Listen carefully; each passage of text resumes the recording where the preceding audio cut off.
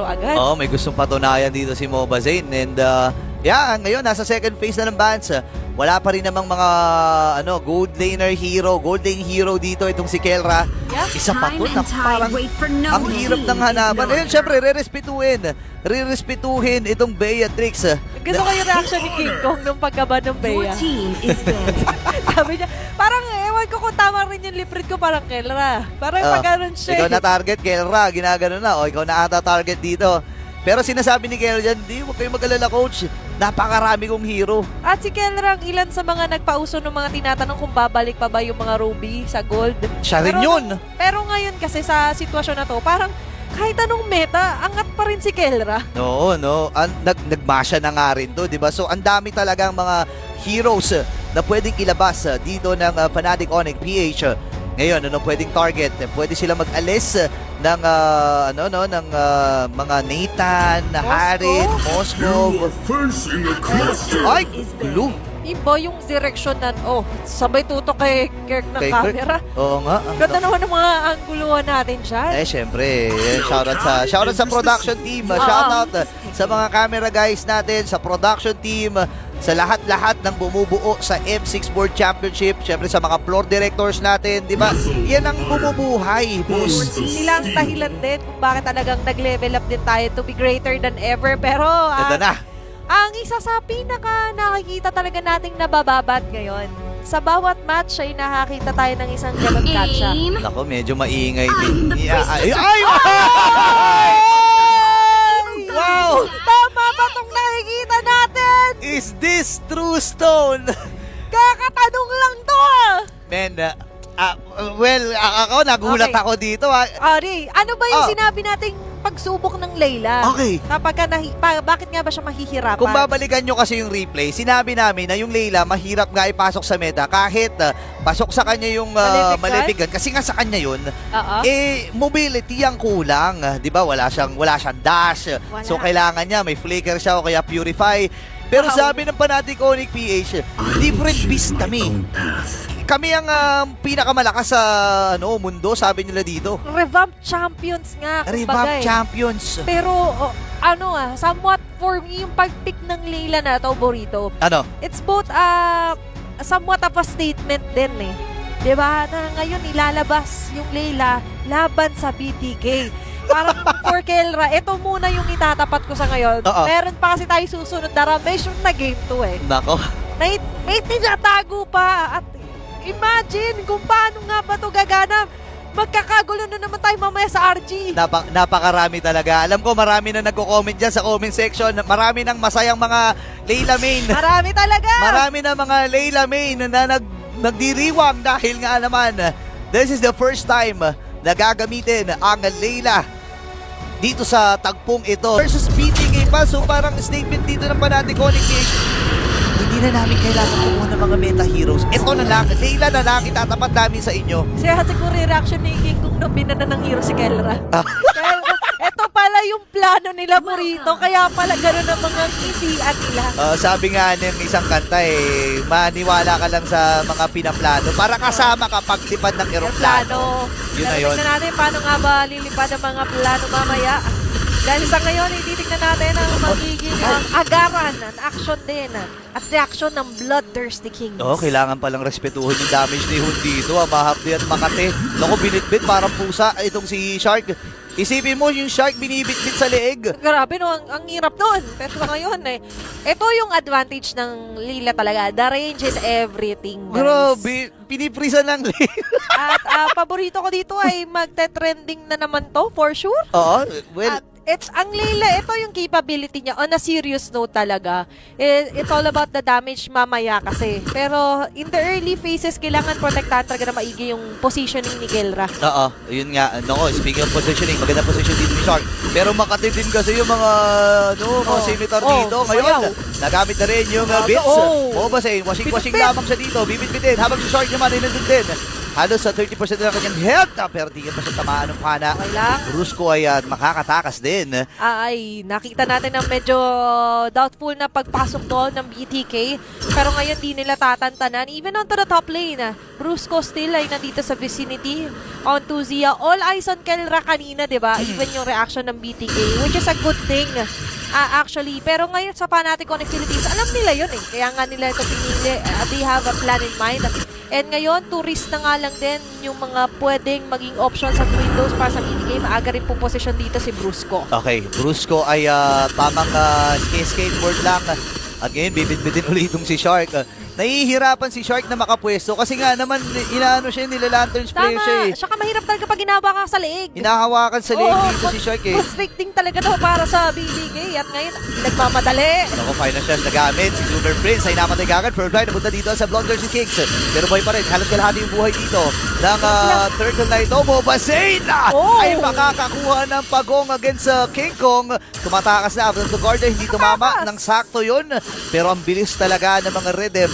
And nakalamang ang Bloodthirsty Kings doon ha. Para sa BTK, hindi sila nag-aantayan masyado or hindi na nga sila nag-aantay ng magiging counterplay doon ng Fnatic Connect Philippines. And they have the opportunity, nandun na, ginrab na nila agad. Ang isang malaking factor talaga doon is na wala kasi ng ilang segundo si Super Prince in the first blood na nakatin. Pero sa ngayon, andito na naman ang agaran nilang mga pangkagulo din nila Brusco. It's the position is everything pagdating sa mga roamer. Pero kung ganito na hindi siya masyado naging comfortable, is na nalalagay talaga sa alanganin yung ginagawa rotation dito ng Fnatic Onyx. Nagiging maingat din ng Fnatic Onyx. Nakita kasi nila yung pokes na nanggagaling sa Bloodthirsty Kings or sa BTK na makati din talaga. Alam mo itong Aurora, isa to sa mga heroes din na hindi biro yung skill 1 and skill 2. Yeah. The base damage itself, sapat na. You know, speaking of sapat na rin yung electrifying beast. And this time, ay naku na outplay pa men. Kasama yan sa storyline. Kasama nga. Wait lang, may storyline din kasi dito. Naku po, hinabol. Nandun na nga lang din ang nakakapupuwing na mga pag-dive in nila Brusco. Pero sa ngayon, 2-2 ang ating kill score. Mainit agad ang baka. Kung naghahanap kayo ng aksyon, ito na yung laban na hindi nyo dapat ma-miss out eh. Mainit ang dance floor dito para sa Fnatic Onyx at sa BTK. Na nararamdaman natin na bukod sa paglalaro nila, may gigil sa isa't isa eh. Meron Based dun sa interview na ririnig natin kung ano sinasabi ng Fnatic Onyx PH against BTK. Siyempre kung ikaw ay player ng BTK, ramdam mo yun, ito pala yung sinasabi mo sa akin kailangan makabawi ako sa'yo. Which is nangyari na ngayon dahil nga naman napatay na kagad si Super Prince. Pero may 1v1 dito sa may bandang ibaba. Kirk at itong si Fight Chicken.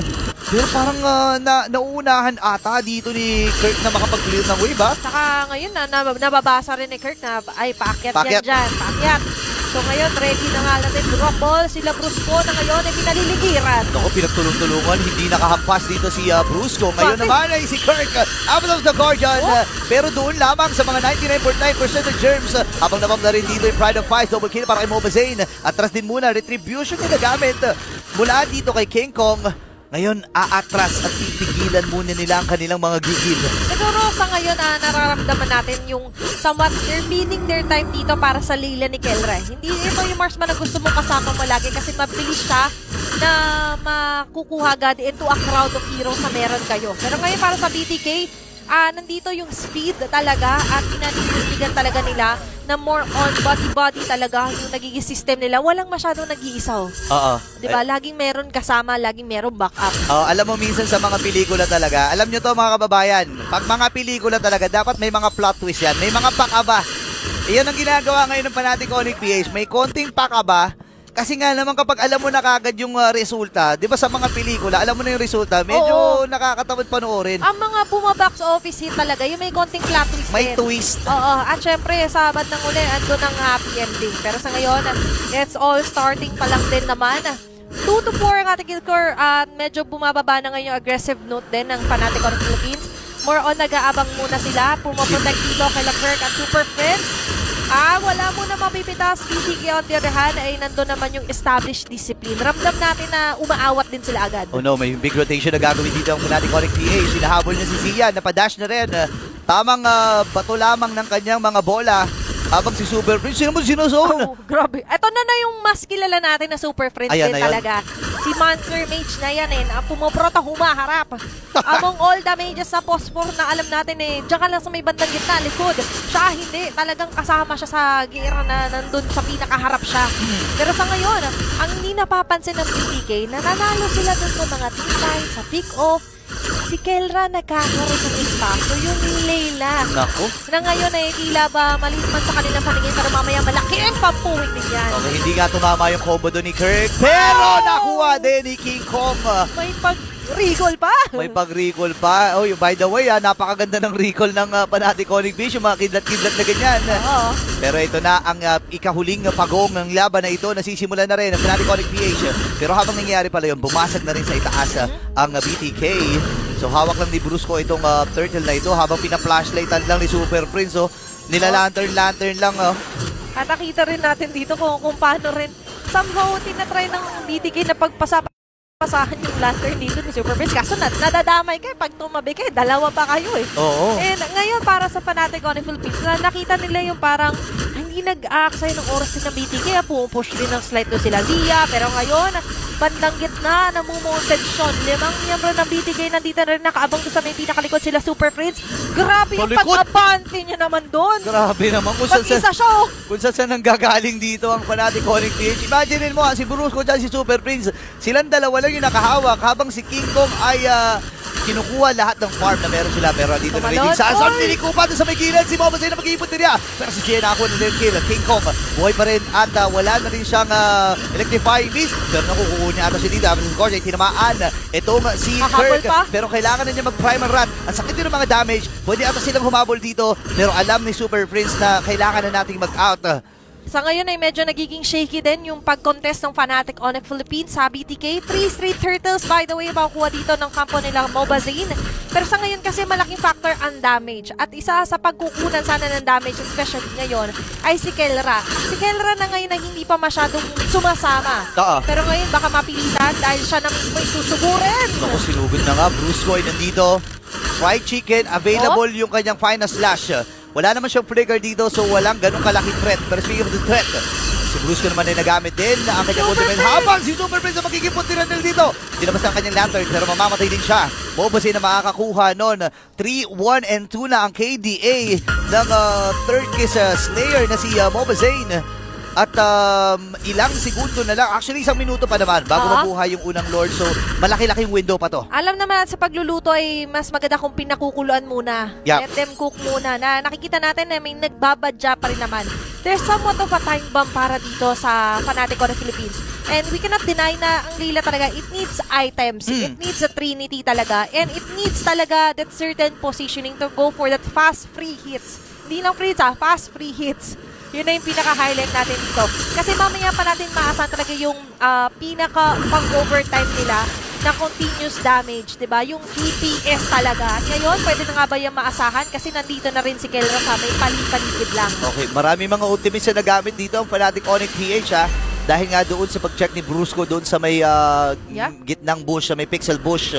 Pero again, gusto ko lang i-highlight na Super Prince again with the Brave Smite. Ito ay isa sa mga emblem na pinauso niya na lagi niyang ginagamit dito. Tapos kung titignan natin in terms of item, okay na, may glowing wanda, at least meron silang life drain na. Tapos elegant gem, pero huli ata dito si Kirk. Atras muna si Brusco. Naku po, kailangan na mag-meditate. Habang si Lord ay available na rin. Paatras ngayon ng Bloodthirsty King. Rundown ata magiging call dito ng pupunan ng Fnatic Onyx PH. Atras sila. Ngayon si Mobazane. Nag-abot yung magkakataon. Pero si Kirk ang makakakuha ng Lord na yun. Atras muna si Shark. And this time, ang Fnatic Onyx PH, nabawi nila yung kalamangan. Imagine mo, lahat ng objective nakuha ng Bloodthirsty Kings. Pero ang lamang pa rin dito ang Fnatic Onyx. Isang pitik lang Isang pagsama lang ni Kelra. Kahit yung BTK, hindi nila sobrang sure kung ano ba yung ma-inflict na damage din sa kanila ni Kelra. Kaya tingnan nyo guys, sobrang layo din nila. When it comes to trying to contest that Lord, by the way. Unang Lord sa laban na ito. And even si Hoon dito, nakikita nyo kung paano niya nire-reserva yung mga frosty breeze niya. Kahit sabihin natin somewhat spammable yan, pero reserve pa rin at ando na mga pa-laser. Pwede nga bungtaan, bumaba si Kirk Naku po, flicker din. Habang si Kirk naman ngayon ay sasalubungin ng tatlong miyembro mula sa Bloodthirsty Kings. Mamamatay din siya, pero si Kelra tumatrabaho. Hindi na kailangan magtrabaho, pero sabi niya, OT tayo men. Naka-OT, ladies and gentlemen. Kailangan niya kasi mag-grow. The way to grow is of course, nakita talaga natin kung paano magtrabaho na maigi. Ayan na. At maigi rin na makukuha dito si Mobazane. Tuloy-tuloy pa rin si Kelra. Wala talagang commercial break dito. Grabe, the hardest working man sa Fnatic Onyx PH. Kumbaga kasi ang banding nito, madalas gym eh. Oo. Sabi niya, last set na niya, pero umiisa pa. Grabe talaga itong si Kelra, no? At syempre, bukod pa doon, nakita talaga natin na sabi niya, Layla to eh. Layla ko na to. Gusto niya talaga in history na mapunta sa kanya pag sinabing Layla, Kelra yan. Ito na yan. Ako, gusto niyang itatak. Gusto niyang ilagay sa mapa at sa radar ang Layla. Tingnan mo naman kung gaano kakati, oh. Si Kelra ang tagapagtanggol ng mga Layla user. Ayan. Ayan, hindi na ako galit sa inyo mga Layla user. Hindi na, di ba? Hindi na. Pag may nag-Layla mamaya sa RG, sige. Thank you, Kelra. Love namin kayo. Maraming salamat kay Kelra. Pero syempre, maya-maya, magpapasalamat nga ba talaga sila ng gusto? Kasi sa ngayon ang BTK medyo parang nalito. Lamang tayo kanina, lamang tayo sa kill score, pero ano nga bang nangyari? Ang nangyari din kasi doon ay medyo hindi nila napansin yung mga pa-chepe-cheping galing na Super Friends na, by the way, naka-Sky Piercer na rin. Kasi sa mga nauna talagang post 4 na naging Sky Piercer when it comes to la Jushin. Kasi ang lakas maka-last hit niyan eh.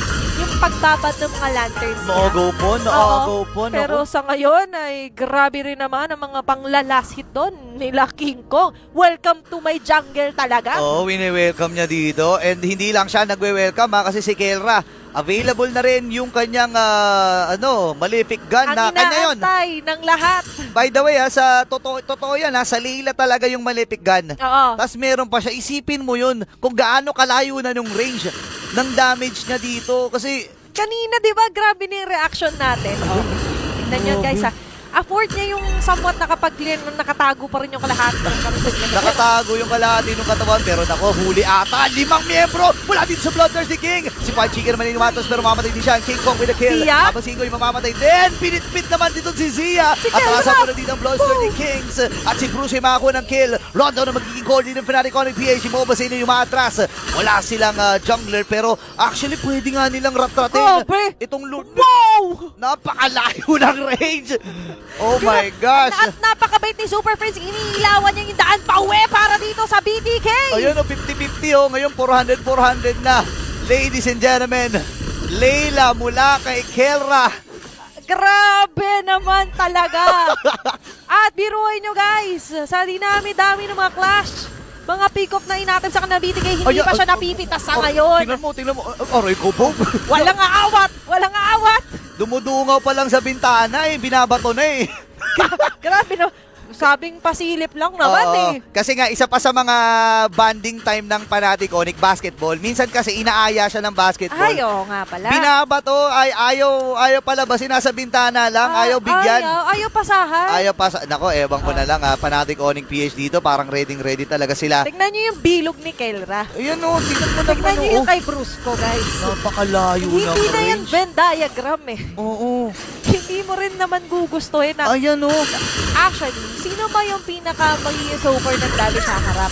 Sabihin natin si Five Chicken at si Shark. Kaso kahit si Shark nangangaray. Eto, may perfect example tayo pwede mangyari. Conceal play. Pero sa ngayon, si Super Friends ang makakakita na may mga suspect pala tumatakbo. Suspect!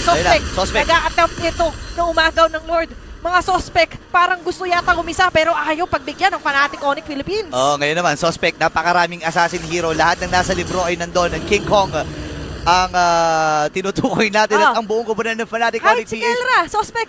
Napakaraming hero for gold lane. Suspect, nag-Layla sa M6. Diba? At ngayon, para sa Fnatic Onyx Philippines ngayon, nakikita natin na nakuha na naman nilang muli yung advantage. King Kong mahuhuli, makakatakas pa rin. Joy-toy! Napakailap talaga. Grabe yung mga rhythm. Ngayon, Luminous Lord, ay inaantay nilang nila doon sa may bandang gitna. Lobo na sa 3,000 ang kalamangan. At si Super Prince na lang ang umaabante. Tingnan mo naman kung gaano katapang si Monster Mage Hinahabol niya dito si Shark. Pwede atang bitbitin. Kelra ay nasa may bandang ko lang si Shark ang magkikipon nila. Lord ay nasa may bandang gitna. Halos sa 30% na lang yung buhay dito ni Super Prince. Pero pre-hit na naman si Kelra. Andun si Kirk. Dalawa na rin yung kanilang marksman dito kasi nag-transform na ng Primal Rat. Itong si Kirk, bumaba na doon sa kanyang Phylax. Tagumpay ang pagbasag doon sa may bandang ibaba. Pero kapit pa rin. Kapit pisig. Kapit dugo para dito sa BTK. Grabe si Kelra, setting a new standard para sa ating mga Layla users. Pero ito na, pag-dive nila! Pumasok na, of the Guardian. Pero naku, mga micro-organisms na nga naabutan. Kailangan matras si Kelra dito at ni Super Prince Rather. At mapapatay siya dito ni Zia. And si Kirk ay kailangan ding lumayo. Kumakati na rin. In fairness, itong si Zia.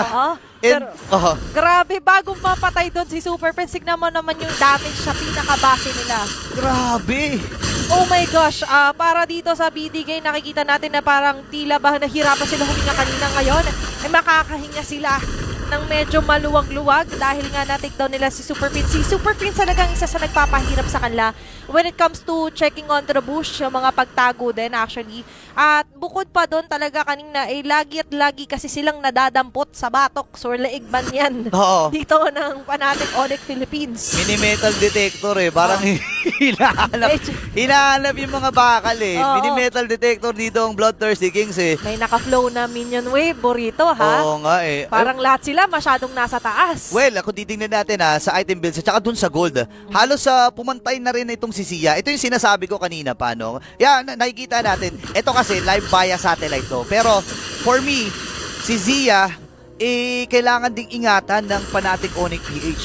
Kailangan nilang more on, kailangan nilang atakihin. Kailangan siyang ingatan ng BTK kung ikaw ay si Zia talaga. Pero ngayon parang more on Zia. Talagang lagi siyang nilalapitan. Ina-attempt napuntahan dito. Kahit si Super Prince doon niya ina-angulo yung Lantern Flare niya. And honestly, ang mahirap din kasi dito kapag ka naka-malefic ka ng isang Bruno, hindi niya naman din kailangan i-alay agad yung positioning niya or humarap ng humarap. Pero when it comes to the more on team fights din talaga, maganda kasi ang pang-starter talaga dito ng BTK is the wave of the world, diba? Grabe din yung talaga world yun Yes. Ay, nakita natin yan. Even si Antianara nga, in-acknowledge niya na ang Bruno ay somewhat hindi na lang siya yung tinaguran ng pag-gold laner, likod, gilid, free hit. Pwede rin siyang initiator kasi when it comes to the ultis. Pero sa ngayon, for BTK, is more on ay tinitignan talaga natin yung ginagawa ng formation around Zia. Nagets na rin nila yung strategy at nagets na rin nila na baka ito yung susi sa victory natin. Sila kasi dito ang BTK. Ang flow ng minions sa may bandang itaas ay nakapabor para dito sa Fnatic Onyx PH. Ito yung medyo mahirap na parte para sa BTK kasi nga basag lahat ng base nila, yung base turrets nila. And hindi medyo half-hearted sila sa mga 5v5 team fight kasi kahit hindi pansinin ng Fnatic Onyx PH yung mga minions nila, tutulak at tutulak yan Oo, maabante. At yun siguro yung somewhat for BTK na medyo na late lang naman ng konti. Pero ang importante, nag-gets na nga nila. The moment na nag-gets na nga nila na si Zia talaga yung isa sa kailangan na protektahan. Kaso it was a little too late, pero hindi pa nang too late na mababasagan agad sila. Pero para sa Fnatic Onyx Philippines, na-insure na agad yung insurance sila, diba? Pagdating dito sa minion wave, pero ito na nga lang din. Ito na ba yung go signal nila? Ibibigay ata! Napatay! Si Mobasay na nakakuha ng Lord! Pero unti-unting bumabagsak ang BTK. Yung flow ng minions ay nandun. Si Super Prince, yung Super Mage, yung Monster Mage, pinit-pit na sila lahat. Sa payun naman dito si Super Prince ngayon naman. Si Zia ay kumakapit pa rin at kumpleto pa ang Super Family. And they will take game number 1. Kalmado lang ang Super Family. Alam nilang unang laban pa lang naman yan on this best of 3 match. But of course, a Layla na nag-debut dito sa M6 Swiss Stage. Grabe. Layla pick, ladies and gentlemen, para kay Kelra. Ngayon, masasabi ko, lahat ng hero pwede mo nang ibigay kay Kelra. Siyempre, kung interested kayo kung ano nga bang mga ginamit, especially ni Layla or ni Kelra sa kanyang Layla, tingnan natin kung ano nga ba yung kanya naging emblem build para dito sa game number 1. Nakita ko doon, no? Iano ko lang, i-splook ko na. Ito na nga ang storya. Naka-quantum charge itong si Kelra, no? Alam ko, naka-fatal din. plus criticals, and di naman naka-assassin emblem siya, so ready talaga siya makipagbakbakan. Yung iba kasi medyo safe eh, ginagawa dyan, nilalagay sila ng marksman emblem, yeah. Pero siya kasi sabi niya, hindi, kailangan makate, kailangan may damage. Alam niya na yung mangyayari dito. And looking at the post-game stats naman, dito nga na-highlight, ng early nakuha nga po talaga ng BTK yun. Hindi naging sobrang laki nung lead pagdating sa ending gold natin. Around almost 3K nga yun, di ba? Kasi ngayon, makikita rin natin na nag-matter din talaga is yung na-deliver na damage. Okay, yung damage talaga all throughout the round. When it comes to the mid to late game parts of our round, na kung saan nag-shine si Kelra. Ano yung sabi namin kanina Burrito na baka pwede maging problema ng Layla bago itong rematch na to is yung mobility. Di mo pala problemahin yun kung yung mga kasama mo ay poprotektahan ka ng sobra, ma-ensure yung position mo na makapag-pindot gaming. Ito ang dream. Dream talaga. Yung attack button ka lang, no? Ito yung, kumbaga kahit tumatawid ka sa kahit nasa palengke ka, kaya mong gamitin, pindot-pindot ka. And ang MVP, wala iba kundi ang si Kelra, the gold standard with 504 na KDA. Actually, medyo late pa nga niya binuo itong itong Malefic gun eh. Medyo late pa yan eh. Ay, na-expect ko nga baka isama niya sa Trinity, parang ganun. Pero nung pangatlo na, nung nakita ko na lumabas na, sabi ko, last pang... Parang fourth item ata, parang pang